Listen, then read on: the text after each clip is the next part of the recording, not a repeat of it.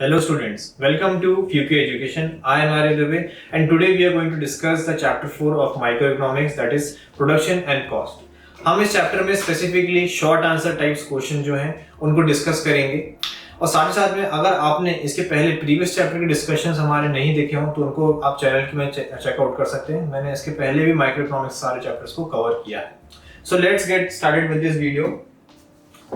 सबसे पहला question, what is production? What do you mean by production function? यानी production क्या होता है और प्रोडक्शन फंक्शन से आप क्या समझते हैं। सबसे पहले प्रोडक्शन को हम यहाँ पे डिफाइन करते हैं कि प्रोडक्शन एक ऐसी प्रोसेस है जहां पे बिजनेस इनपुट और इनपुट को आउटपुट में कन्वर्ट करती है। यानी कि production is a process that business uses to convert inputs into output. यानी कि एक ऐसी प्रोसेस, एक ऐसी प्रक्रिया जहां पे इनपुट्स को कन्वर्ट किया जाता है आउटपुट्स के अंदर। इनपुट क्या होते हैं? इनपुट आपके रॉ मटेरियल होते हैं, है ना। रॉ मटेरियल्स को जब आप एक फिनिश्ड और फाइनल प्रोडक्ट में कन्वर्ट करते हैं उसी को आप क्या बोलते हैं? एक आउटपुट। ओके, तो इनपुट यानी कि आपका जो अनफिनिश्ड गुड्स होते हैं जब उन्हें कन्वर्ट करते हैं आउटपुट में, है ना। फॉर एग्जांपल, आपने एक पीस ऑफ वुड को कन्वर्ट कर दिया एक पीस ऑफ फर्नीचर में, तो यहाँ पे आपने इनपुट को कन्वर्ट कर दिया आउटपुट में by the process of production. Production involves a series of activity that convert the input into output that people can use for the fulfillment of their needs, है ना। प्रोडक्शन क्या है? एक ऐसी सीरीज ऑफ एक्टिविटीज है, यानी काफी सारी एक्टिविटीज परफॉर्म करी जाती हैं प्रोडक्शन के अंदर, जहां पे आप इनपुट को कन्वर्ट करते हैं किसको? इनपुट को आउटपुट में, जहां पर लोग उसका इस्तेमाल कर सकते हैं अपने नीड्स को फुलफिल करने के लिए, for the fulfilment of their needs. Production is basically the transformation of inputs into output, है ना। तो वही ट्रांसफॉर्मेशन हो रहा है किसका? इनपुट और आउटपुट का। तो ये तो हमने प्रोडक्शन का मीनिंग जो है वो क्लियर कर लिया। इनपुट क्या होता है? Input is that anything that is utilized in creation of commodity. यानी कोई भी चीज जिसको हम कमोडिटी के क्रिएशन में इस्तेमाल कर रहे हैं हम उसको इनपुट बोलते हैं। और आउटपुट हम किसको बोलते हैं? जो gets produced, which gets produce, इसको हम आखिर में प्रोड्यूस करते हैं ना। सर, मैंने आपको एग्जांपल दिया कि पीस ऑफ वुड है, आप उसको कन्वर्ट कर रहे हैं एक फर्नीचर में, तो पीस ऑफ वुड आपका यहाँ पे इनपुट हो जाएगा। आपने इस्तेमाल करा है इसका एक फाइनल प्रोडक्ट बनाने की, जो कि आपका हो सकता है एक फर्नीचर, एक टेबल, डेस्क, कुछ भी। और इन्हीं के बीच का जो रिलेशनशिप होता है उसको हम प्रोडक्शन फंक्शन बोलते हैं। यानी कि प्रोडक्शन फंक्शन में क्या इसकी डेफिनेशन दी है? रिलेशनशिप बिटवीन, रिलेशनशिप किसके बीच का? इनपुट और आउटपुट के बीच का एक रिलेशन, उसी को हम क्या बोलते हैं? Production function. ओके, फिर नेक्स्ट क्वेश्चन पे हम आते हैं, what are the variable factors? Variable factors क्या होते हैं? काफी सिंपल मीनिंग है। Variable factor are the factors that can be changed during the course of short run. यानी कि आप यहाँ पे जब भी वेरिएबल फैक्टर या फिक्स्ड फैक्टर्स को डिफाइन करेंगे तो आपको कहना है कि ऐसे फैक्टर्स जिनको आप शॉर्ट रन के कोर्स ऑफ टाइम में बदल सकते हैं। Variable factors are the factors that can be changed during the course of short run, है ना। शॉर्ट रन में आप यहाँ पे वेरिएबल फैक्टर्स को बदल सकते हैं। ऐसे फैक्टर्स जिनको शॉर्ट रन के दौरान बदला जा सके उनको आप बोलते हैं variable factor. Variable factor very with the level of output. Very important कि वेरिएबल फैक्टर जो है वो वेरी करता है लेवल ऑफ आउटपुट के साथ। यानी क्या मतलब हुआ इसका? कि आप जितना आउटपुट कर रहे हैं उतना आपका वेरिएबल फैक्टर लगेगा, है ना। अगर मैं वेरिएबल फैक्टर का एग्जांपल दूं तो आपका हो सकता है वो लेबर, रॉ मटेरियल, है ना। तो आप जितना प्रोड्यूस करेंगे, जितना प्रोडक्शन करेंगे, जितना आउटपुट आप देंगे उसमें आपको उतने ही वेरिएबल फैक्टर भी लगेंगे। यानी उतनी ज्यादा आपको लेबर लगेगी, उतनी ज्यादा आपको रॉ मटेरियल लगेंगे। An increase in the variable factor leads to more production and vice versa। यानी कि एक वेरिएबल फैक्टर को आप जैसे जैसे इंक्रीज करते रहेंगे वैसे जैसे आप उसको इंक्रीज करेंगे उससे आपको और ज्यादा प्रोडक्शन मिलेगा, एंड वाइस वर्सा। यानी कि अगर वेरिएबल फैक्टर को कम कर देंगे तो आपका प्रोडक्शन भी कम हो जाएगा। Employment of variable factor is not required when there is no production। और अगर आपको कोई प्रोडक्शन नहीं है, नो प्रोडक्शन की स्टेट में हो अगर आप, तो फिर वेरिएबल फैक्टर की भी जरूरत नहीं है। Variable factor is not required. और यहाँ पे एग्जांपल दिया है वेरिएबल फैक्टर का, लेबर, पावर, फ्यूल, है ना। ये सारी की सारी चीजें आपकी वेरिएबल फैक्टर के अंदर आती हैं। सबसे पहले हमने देखा था कि वेरिएबल फैक्टर को बदला जा सकता है। तो ये जो लेबर, पावर, फ्यूल है जो इसके एग्जांपल्स हैं, इनको आप शॉर्ट रन के दौरान बदल सकते हैं मतलब कि आप चाहे तो और लेबर एम्प्लॉय कर सकते हैं या फिर लेबर की जो एम्प्लॉयमेंट है उसको कम कर सकते हैं। आप चाहे तो और पावर और फ्यूल को एक्वायर कर सकते हैं या फिर आप नहीं कर सकते हैं, है ना। आपके पास एक ऑप्शन जब एग्जिस्ट करता है उसको बदलने का, तो उसी को हम क्या बोलते हैं? Variable factor. Okay, moving on to next question, what are fixed factors? Fixed factor क्या होता है? Fixed factor are the factor that can not be change in the short run. तो हमने देखा वेरिएबल फैक्टर क्या है? एक ऐसा फैक्टर जिसको हम शॉर्ट रन के दौरान बदल सकते हैं, लेकिन फिक्स्ड फैक्टर एक ऐसा फैक्टर जिसको शॉर्ट रन के दौरान आप नहीं बदल सकते। The number of fixed factor always remain constant, और जो यहाँ पे जैसे इसको बदल नहीं सकते, it can not be changed, और जो नंबर ऑफ फिक्स्ड फैक्टर है वो हमेशा कांस्टेंट रहते हैं इवन व्हेन जीरो प्रोडक्शन, यानी कि अगर जीरो प्रोडक्शन भी होगा तो फिक्स्ड फैक्टर तो हमेशा रहेंगे ही रहेंगे। फिक्स्ड फैक्टर का एग्जांपल देखें, fixed factor include land, capital, building, etcetera. यानी क्या क्या आता है फिक्स्ड फैक्टर के अंदर, आप देखें लैंड होता है ना, कैपिटल, बिल्डिंग, तो ये कुछ ऐसी चीजें होती हैं जिनको बदल नहीं सकते। यानी कि अगर आप चाहें कि एक बिल्डिंग और ले लें शॉर्ट रन के दौरान तो पॉसिबल नहीं है, बिकॉज फिक्स फैक्टर चेंज नहीं होते, ना ही हम इनको सेल करते हैं, बिकॉज ये बड़े इन्वेस्टमेंट रहते हैं और ऐसे बड़े इन्वेस्टमेंट को शॉर्ट टर्म में जल्दी सेल भी नहीं करते हैं। तो लैंड, कैपिटल, बिल्डिंग, ये सब आप चीजें जो है चेंज नहीं कर सकते शॉर्ट रन के दौरान। Next, what is total product? Total product क्या होता है? Total product refer to total quantity of goods that a firm produce during a given course of time with a given number of output. यानी कि एक firm एक given period of time के अंदर जितना टोटल प्रोडक्शन कर रही है, जितनी टोटल क्वांटिटी ऑफ गुड्स को प्रोड्यूस कर रही है during a given course of time with a given number of input, उसी को आप क्या बोलते हैं? Total product. Total product is also known as total physical product, यानी टीपीपी, है ना, आप उसे क्या बोलते हैं? टोटल फिजिकल प्रोडक्ट, या फिर टोटल आउटपुट, या फिर टोटल रिटर्न। ओके, सो ये अदर नेम्स दिए हैं यहाँ पे, ये जानना भी जरूरी होता है अदर नेम्स को, बिकॉज कभी कभार इनके रिगार्डिंग क्वेश्चन इनके अदर ऑल्टरनेटिव नेम से भी पूछ लिया जाता है। फॉर एग्जांपल, अब यहाँ पे ऐसे एग्जांपल देखिए, अगर 6 लेबर्स थे, उन लोगों ने 10 kg ऑफ व्हीट को प्रोड्यूस करा, तो यहाँ पर टीपी यानी टोटल प्रोडक्ट हमारा क्या हो जाएगा? 60 kg। 6 लेबर्स थे, एक एक ने क्या करा? 10 kg ऑफ व्हीट प्रोड्यूस करा, यानी 6 लेबर साथ में काम करे, एक लेबर ने 10 किलो ऑफ व्हीट प्रोड्यूस करा, तो यहाँ पे आप देखेंगे टोटल आपका जो प्रोडक्ट है वो कितना हो जाएगा? 6 × 10 60 kg। ठीक है, तो इस तरीके से आप यहाँ पे एक एग्जांपल ले सकते हैं। टोटल यहाँ पे कितना प्रोडक्शन हुआ? 60 किलो ऑफ व्हीट का प्रोडक्शन हुआ, इसलिए आपका टोटल प्रोडक्ट हो गया। फिर next question, what is marginal product? क्या होता है marginal product?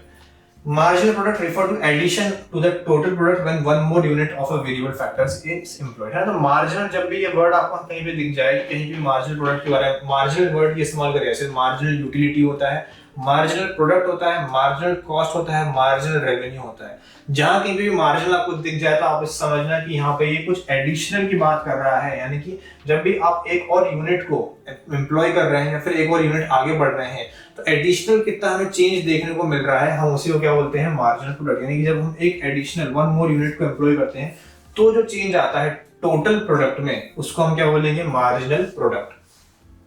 It calculate the extra output per additional unit of input while keeping all the other input constant, है ना। तो यहाँ पे एक्स्ट्रा आउटपुट को ही कैलकुलेट करता है कि एक्स्ट्रा एडिशनल कितना आउटपुट मिला उसको ये कैलकुलेट करता है। ओके, तो जैसे अगर मैं बोलूं कि मार्जिनल प्रोडक्ट का अगर मैं कोई एग्जांपल लेना चाहूं तो मैं यहाँ पे बोलता हूं कि मेरा पहले यहाँ पे कुछ फैक्टर्स थे, फैक्टर ऑफ प्रोडक्शन,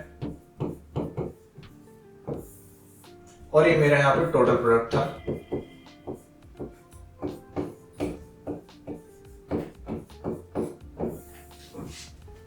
और यहाँ पे मेरा मार्जिनल प्रोडक्ट में लिख देता हूं।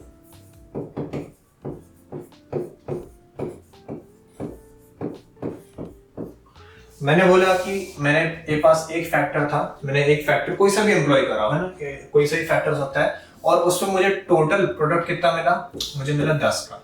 फिर मैंने और फैक्टर को बढ़ाया तो मेरा प्रोडक्शन जो है वो भी बढ़ जाएगा। 10 से कितना हो गया? 15। इसको फिर मैंने और बढ़ाया, 15 से कितना हो गया? ये 25। इसको फिर मैंने और बढ़ाया, 3 से 4 करा तो ये कितना हो गया? 30। तो आप देखें टीपी मेरा यहाँ पे कितना होगा? 10, 15, 25, 30। ये मेरा टोटल प्रोडक्शन है। लेकिन अगर बोलो मार्जिनल प्रोडक्ट मेरा क्या होगा, तो जो एडिशनल चेंजेस है हमें उनको काउंट करना है। यानी पहले पे तो मेरा एमपी यानी मार्जिनल प्रोडक्ट जो है वो कुछ भी नहीं होगा, तो मैं यहाँ पे लिख दूंगा डैश। आप जीरो ना लिखें क्योंकि यहाँ पे जीरो भी एक रॉन्ग आंसर हो जाएगा। आपने यहाँ पे देखें कुछ भी चेंजेस नहीं है, तो इसलिए हम यहाँ पे सिंपली डैश लगा देंगे, that would be more appropriate. फिर एक फैक्टर से दूसरे फैक्टर पे जब हम गए तो टीपी हमारा बढ़ के 10 से कितना हो गया? 15 हो गया। तो चेंज है यहाँ पे आप देखें, एडिशनल चेंज जो है वो कितने का आया? 5 का आया। तो 5 का जो एडिशनल चेंज है इसी को हम क्या बोलेंगे? एमपी। यानी कि हमारा एमपी यहाँ पे कितना हो जाएगा? 5। तो एमपी जो है वो हमेशा एडिशनल चेंज को काउंट करता है किसके अंदर? टीपी के अंदर। फिर 15 से आप फिर 25 जाएंगे तो कितने का चेंज आया? 10 का। तो यहाँ पे हम कितना लिख देंगे? 10। फिर 25 से आप 30 गए, कितने का चेंज आया? 5। तो एमपी कितना हो जाएगा? 5। ओके, तो यहाँ पे एक सिंपल सा एग्जांपल था आपका एमपी को लेके किस तरीके से एमपी को कैलकुलेट किया जाता है। Okay, moving on to the next question, what do you mean by cost? Cost से आप क्या समझते हैं? Cost refer to total expenditure made on input that are used for the production of final goods और services. काफी simple definition है cost क्या है, टोटल एक्सपेंडिचर, टोटल आपने कितना भी खर्चा करा है अपने इनपुट्स पे, इनपुट्स के यानी कि वो रॉ मटेरियल जिससे आप फाइनल प्रोडक्ट बनाने वाले हैं, है ना, वो इनपुट्स पे खर्चा जिनको आप इस्तेमाल करते हैं प्रोडक्शन ऑफ फाइनल गुड्स और सर्विसेज, है ना। जैसे मैंने आपको बताया कि अभी हमने स्टार्टिंग में देखा था एक वुड, पीस ऑफ वुड लिया आपने और आपने उसे कन्वर्ट कर दिया है फर्नीचर में, तो पीस ऑफ वुड आपका इनपुट हो जाएगा और फर्नीचर आपका क्या हो जाएगा, फाइनल गुड हो जाएगा यानी कि आउटपुट। तो वुड जो खरीदा आपने, जो पीस ऑफ वुड खरीदा उस पर जो भी खर्चा करा होगा वो आपका क्या हो जाएगा, कॉस्ट हो जाएगा, यानी total expenditure. Next question, differentiate between explicit cost and implicit cost. Explicit cost और इम्प्लिसिट कॉस्ट के बीच में डिफरेंशिएट करें। पहले एक्सप्लिसिट कॉस्ट का मीनिंग, यहाँ बेसिस देखेंगे मीनिंग, मनी पेमेंट और एग्जांपल। मीनिंग में देखेंगे explicit cost is a payment made to outside parties for hiring the factor services, यानी कोई भी ऐसी पेमेंट जो हम आउटसाइड पार्टीज को करते हैं, बाहरी लोग करते हैं कोई भी फैक्टर सर्विस हायर करने के लिए, उसको हम बोलते हैं एक्सप्लिसिट कॉस्ट। वहीं पे इम्प्लिसिट कॉस्ट क्या होता है? Implicit cost is a cost of self supplied factors, यानी कि जो हम खुद फैक्टर्स को सप्लाई करते हैं उसकी जो कॉस्ट होती है उसको हम इम्प्लिसिट कॉस्ट कहते हैं, है ना। एक्सप्लिसिट कॉस्ट जो होती है वो हम एक्चुअल में हमें पे करना पड़ता है बाहर के लोगों को, लेकिन इम्प्लिसिट कॉस्ट जो है हमें वो जरूरी नहीं पे करना पड़े किसी को। फॉर एग्जाम्पल, अगर मैं कहूँ कि मैंने कुछ यहाँ पे रॉ मटेरियल्स किसी से खरीदे तो मैं उसको उस रॉ मटेरियल्स के लिए कुछ पेमेंट करूंगा तो वो मेरा एक्सप्लिसिट कॉस्ट हो जाएगा। फिर मुझे यहाँ पे कोई अपने बिजनेस करने के लिए कोई जगह की जरूरत थी, एक बिल्डिंग चाहिए थी, तो मैंने बिल्डिंग को रेंट पे ना लेके अपने घर पे वो काम चालू कर दिया।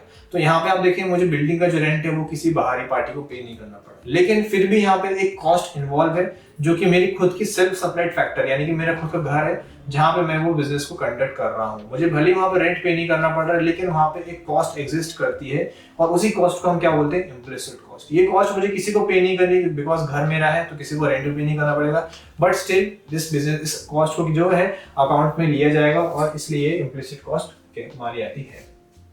मनी पेमेंट की बात करी जाए तो it include paying with the actual money, है ना। जैसे मैंने कहा एक्सप्लिसिट कॉस्ट यानी कि एक्चुअली में हम लोगों को पे करना पड़ता है, तो इसलिए एक्चुअल मनी की बात करी जाएगी परचेज और हायर करने के लिए इनपुट्स को। और यहाँ पे इम्प्लिसिट कॉस्ट में it consist of the firms imputed value of factors, यानी कि बस यहाँ पे बस इंप्यूट कराया जाता है, कैलकुलेट किया जाता है कितना हमें जो वैल्यू ऑफ फैक्टर्स है जो हम इस्तेमाल कर रहे हैं उसकी value. There is no monetary payment, यानी पैसे के टर्म्स में कोई पेमेंट इन्वॉल्व नहीं, बस यहाँ पे कंप्यूट किया जाता है कितना हमने एक्चुअली में वो जो कॉस्ट है हमें लगती अगर वो फैक्टर हमें किसी और को पे करना पड़ता। तो एग्जांपल के तौर पे देखें, पेमेंट ऑफ सैलरी, किसी को सैलरी पे करना, रेंट पे करना, इंश्योरेंस प्रीमियम पे करना, ये सारे आपके एक्सप्लिसिट कॉस्ट में आ जाएंगे। और इम्प्लिसिट कॉस्ट में इंटरेस्ट ऑन कैपिटल, यानी कि आपने खुद पैसा अपने बिजनेस में कुछ इन्वेस्ट करा है तो उस पर जो भी आपको इंटरेस्ट मिलेगा वो आपके इंटरेस्ट ऑन कैपिटल, वो इंटरेस्ट ऑन कैपिटल हो गया। Rent of self owned land, यानी कि आपने खुद, आपकी कोई जमीन थी जो आपकी खुद की थी और उस पर जो आपको रेंट पे करना पड़ता वो, है ना, ये आपको यहाँ पे पे नहीं करना पड़ता, लेकिन ये ऐसी कॉस्ट रहती है जो कि आपको खुद अपने लिए अकाउंट करनी पड़ती है, कंप्यूट करनी पड़ती है। फिर next question, what do you mean by revenue? Revenue से आप क्या समझते हैं? तो रेवेन्यू का काफी स्ट्रेट फॉरवर्ड मीनिंग है। Revenue is the amount received by an organization from the sale of a given quantity, यानी रेवेन्यू वो पैसा, यानी वो अमाउंट जो आपको मिल रहा है कोई सेल करने के बाद of a commodity in the market. Simply put, it is the amount of money received by a producer for the sale proceeds, यानी कि जो भी हमने सेल्स करी उससे जो भी आपको पैसा मिला उसको हम क्या बोलते हैं, रेवेन्यू, सिंपल भाषा में। और इसका मीनिंग भी काफी स्ट्रेट फॉरवर्ड है। एग्जांपल देखेंगे, if a firm gets 20,000 by selling 100 tables, यानी कि फर्म है उसने 100 टेबल बेच दी और उसको कितने मिले, 20,000 रुपए मिले, तो 20,000 रुपए क्या हो जाएगा, उसका रेवेन्यू हो जाएगा, टोटल सेल प्रोसीड्स हो जाएगा। फिर moving on to the next question, what do you mean by term supply? Supply से आप क्या समझते हैं? The amount of a commodity a company is willing and able to provide for a sale at specific time is called supply, है ना। तो यानी कि यहाँ पे अलग अलग चीजें बोली गई हैं कि कोई भी एक अमाउंट किसी कमोडिटी की जो एक कंपनी विलिंगली ऑफर कर रही है किस चीज के लिए, सेल के लिए, एक स्पेसिफिक टाइम पीरियड पे, हम उसको क्या बोलते हैं, सप्लाई बोलते हैं। 4 फैक्टर्स ऑफ सप्लाई में हाईलाइट करे जाते हैं कि पहला क्वांटिटी ऑफ कमोडिटी के बारे में बात करी जा रही है, प्राइस ऑफ कमोडिटी की एक पर्टिकुलर प्राइस पे हम उस कमोडिटी को ऑफर कर रहे हैं, एक टाइम पीरियड के दौरान कर रहे हैं, और विलिंगनेस टू सेल, यानी कि विलिंगनेस है हम उसको सेल करने की। ओके, फिर moving on to the next question, what are the determinants of supply. Supply के क्या क्या डिटरमिनेंट्स होते हैं, क्या क्या चीजें जो सप्लाई को डिटरमाइन करती हैं। सबसे पहला price of the given commodity, है ना, किसी भी कमोडिटी की प्राइस जो है वो डायरेक्टली इफेक्ट करती है सप्लाई को। अगर प्राइस ज्यादा होगी तो प्रोड्यूसर ज्यादा सप्लाई करेंगे because it will give them more profit, और अगर प्राइस कम होगी तो प्रोड्यूसर्स कम सप्लाई करेंगे because it will give them less profit. फिर price of other goods, other goods का क्या प्राइस है, अगर अदर गुड्स का प्राइस कम होता है ज्यादा होता है तो उससे directly supply of the own commodity है वो चेंज होती है। Price of factor of production, यानी जो फैक्टर ऑफ प्रोडक्शन है, यानी कि जो भी हमें लागत लगी है उस कमोडिटी को प्रोड्यूस करने में, उसका प्राइस, अगर उसका प्राइस ज्यादा होता है तो फिर हमें उसमें कॉस्ट ज्यादा पे करनी पड़ेगी, तो कहीं ना कहीं जो उसका प्रोडक्शन है वो हमें ज्यादा पे करना पड़ेगा, यानी ज्यादा महंगा पड़ेगा, सप्लाई ओवरऑल हमारी कम होगी। और अगर वही प्राइस ऑफ फैक्टर प्रोडक्शन कम होता है तो सप्लाई बढ़ जाएगी, vice versa. State of technology कैसी है, अगर टेक्नोलॉजी अच्छी है, मोर एफिशिएंटली चीपर वे में अगर आप प्रोड्यूस कर पा रहे हैं तो अच्छी बात है। फिर गवर्नमेंट पॉलिसीज कैसी हैं, गवर्नमेंट पॉलिसीज में अगर टैक्स एंड कंसेशन आता है, अगर गवर्नमेंट टैक्स सारा चार्ज कर रही है तो सप्लाई कम हो जाएगी, पर अगर गवर्नमेंट को सब्सिडी या कंसेशंस दे रही है तो आप कहीं ना कहीं सप्लाई को इंक्रीज कर देंगे। और ऑब्जेक्टिव ऑफ द फर्म, यानी कि फर्म की क्या ऑब्जेक्टिव्स हैं, है ना, कि फर्म चाहती है कि उसे ग्रो करना है या फिर उसको मार्केट में सर्वाइव करना है, उसके अकॉर्डिंगली वो अपने सप्लाई करती है। ओके, तो यहाँ पे शॉर्ट में हमने देखे कि क्या डिटरमिनेंट्स है सप्लाई के, है ना। आप इसको चाहें तो और डिटेल डिस्कशन से मेरे देख सकते हैं। आई होप सो ये शॉर्ट आंसर्स जो थे आज हमें डिस्कस कर आपको समझ में आए हो। अगर इन शॉर्ट आंसर्स के रिगार्डिंग आपको कोई डाउट है तो आप कमेंट सेक्शन में उसे ड्रॉप कर सकते हैं। साथ ही में अगर आप मेरे इन टॉपिक्स के रिगार्डिंग डिटेल डिस्कशन देखना चाहते हैं तो download the Fuku education app today and also don't forget to like, share and subscribe. Thank you.